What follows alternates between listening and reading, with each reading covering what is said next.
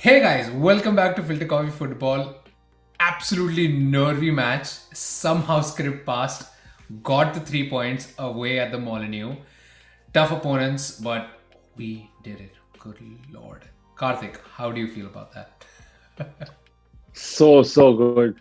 I mean, after a disastrous January, I'm definitely taking the 3 points as soon as we can get it. And it's been a hot minute since we played. We had a supposed winter break, something that's unheard of, but okay. As long as we got those 3 points, I couldn't care about anything else. I know the red card was a problem that you're going to talk about, but 3 points is what I cared about, and 3 points is what we came away with. Yeah, we'll talk about that red card in just a minute, but let's first start with let's first talk about Wolves because we always do this. We always not don't talk about the opposition. Let's first talk about Wolves, and also let's paint ourselves in the great light of how important this victory is. Wolves have the second best defense in the Premier League at this point, and it shows because we only scored the one goal against them. They have been climbing the Premier League table steadily, and I mean Bruno Lage has really, I mean, like we've said this for such a long time. Right at the start of the season, we loved this appointment, and he's finally coming good on that promise as well. Where do you think they fell short? I mean, at home, good form, probably the strongest 11 that he could have put out at this point. Where did they go wrong? While while they have a solid defensive record, their attacking record speaks for itself. They haven't really been clinical or haven't been scoring or creating as many chances. So I understand where Wolves are right now. They're probably just keeping their losses or keeping their conceding points at a minimum and just working off of their defense, which has been stellar, so to say.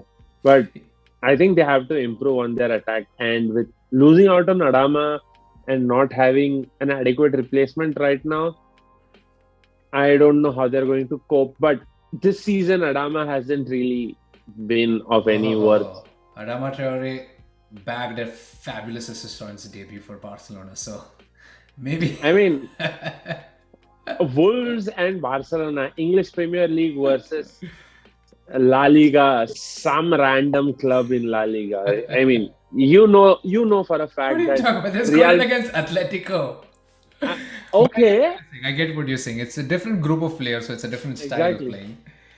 So definitely wasn't working out for him in the Premier League. And yeah, you're right. Like their attacking third has been weak. We suggested Christian Eriksen would have been probably an amazing move for them because at a lot of points in that first half, especially, you could see that they lacked the final ball, or True. or that pre-assist pass. The pass that goes in right before the assist.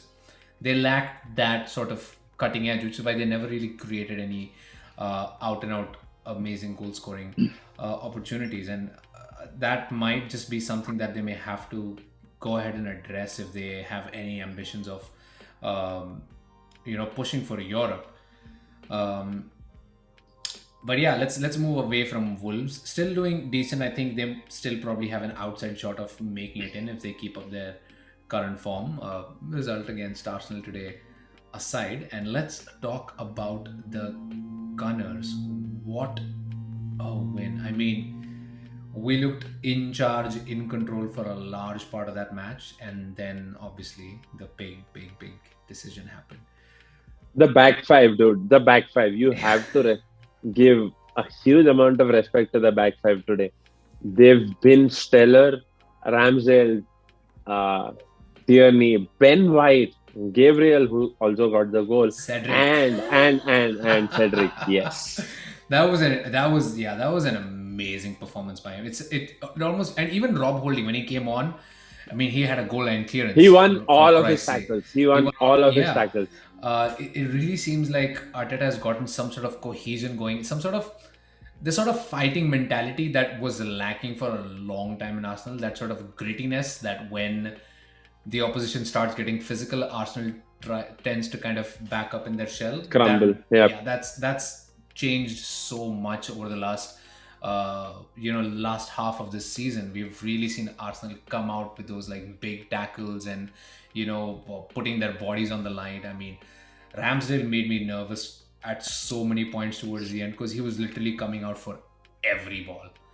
Like he missed, if he would have missed even one, and he did miss one, which again the defense, thanks to their dedication, they managed to salvage the situation anyway.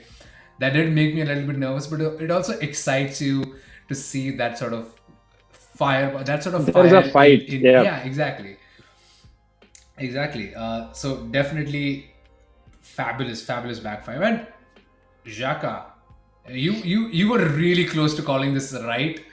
A kind of a careless yellow card that he picked up right at the end of the first half. Although it kind of felt like a necessary tackle. It kind of felt like you don't want to try and risk going, conceding a goal right before halftime. But held himself really well all throughout the second half, especially considering He somebody had else. to. Yeah. He had to.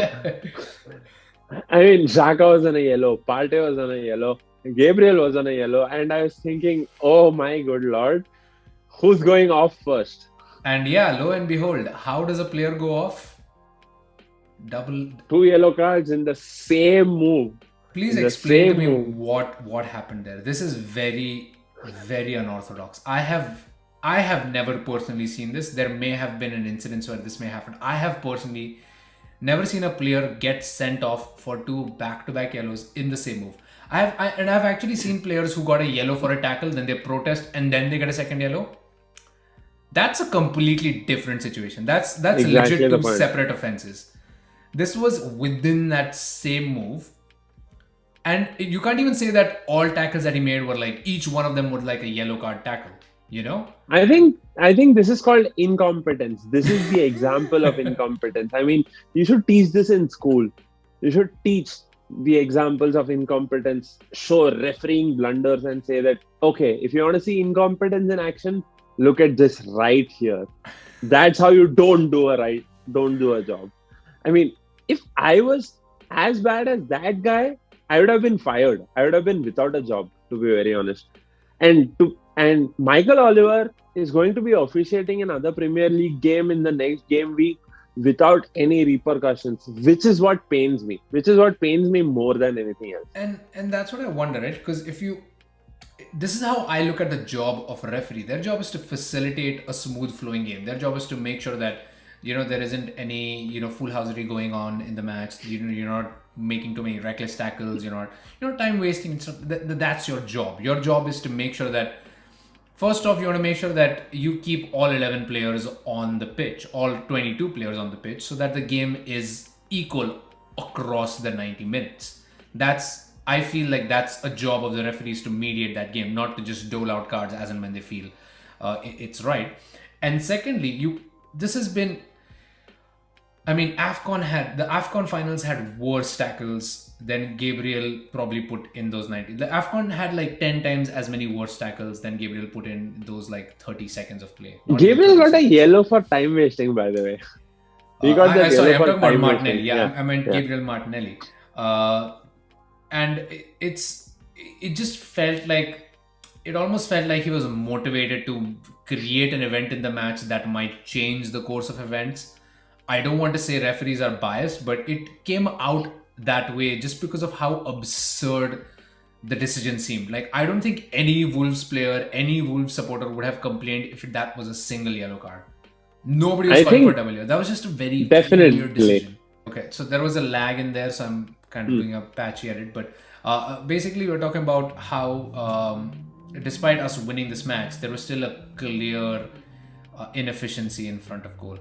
And many people will say like the lack of January signings may end up biting us in the behind for results today. I mean, Lacazette should have had at least a couple of goals. He had a bucket load of chances. There was one goal that he absolutely should have scored, and then Had there to. were a couple of chances that they were. I wouldn't say they were half chances; they were good chances. More than half chances. They were Yeah, definitely more than half yeah. Like you chances. wouldn't necessarily blame him for missing those, but you would expect a better effort in those situations. This game should have been out of reach even before the red card decision occurred. So that's definitely something for Arteta to think about and take home with, because that's that might determine where we end if we are not able to finish those chances in tight games. But I had one last point to talk about the league table. Unless you have something else you want to bring up before we wrap this up. Go on. So yeah, Arsenal sit fifth in the league table right now, just a point away from West Ham, but 2 matches in hand, which is incredible. So even if we get a couple of draws, we still go above them, sit in fourth. Manchester United down in sixth, but we have a match in hand over them, so we are already doing better than them. The only team that's close to us within catching distance is Tottenham Hotspur, and we have a North London derby to look forward to. So manage a result in that match, grab those 3 points, and we have to be favorites for top four at this point. Which I'm is not. I am not really going to dive into the games in hand perspective, because games in hand don't count for anything unless you perform and get points. So I am just looking at it as, okay, we are fifth right now. We play, we win, we go fourth. We play, we win, we go third. Whatever that case is. I'm just going to look at it that way, because that's the only way I don't build up unwanted expectations where I count games in hand as additional points. No, those aren't additional points unless you win or unless you draw them. So that's what I'm looking at. And I'm also glad about the fact that maybe it was the right decision to not sign a striker or an attacker in haste by overspending, because our high profile signings haven't really been at the mark or haven't really hit the mark. So another 50 million plus signing is not really certain to be banging in the goals or converting all those half chances or more than half chances. So if we were to like be at the end of not converting those chances, I'd still be okay with that, rather than being 50 million poorer and not converting those chances or facing the flag for that. yeah. Because the summer window opens up more opportunities. Yep. Just to put things into context, we did not expect to be in this situation at the start of the season. So if we end up in top four, that is absolutely incredible. But even if we don't, at this point, Arsenal are pretty much nailed on to hit Europe. Like fifth, sixth is definitely where we will end at the very least, which is still an incredible upgrade considering we've gotten rid of a lot of dead weight. We've added a lot of youth to the team. This looks like a team that's only going to get better over time, which not a lot of teams across the Premier League can realistically say right now. So still an incredible season, and yeah, that was an incredible result. I was really nervous about this match going in just because of how the year had started for us so far, but fabulous way to kickstart February. But yeah, that was us talking about Arsenal versus Wolves, or Wolves versus Arsenal as it comes on paper. Like, share, subscribe as always. We're growing so steadily and so good. So really happy for all you guys tuning in on a regular basis. And yeah, take care. See you guys next time. Bye. Whenever that next time is. Bye bye.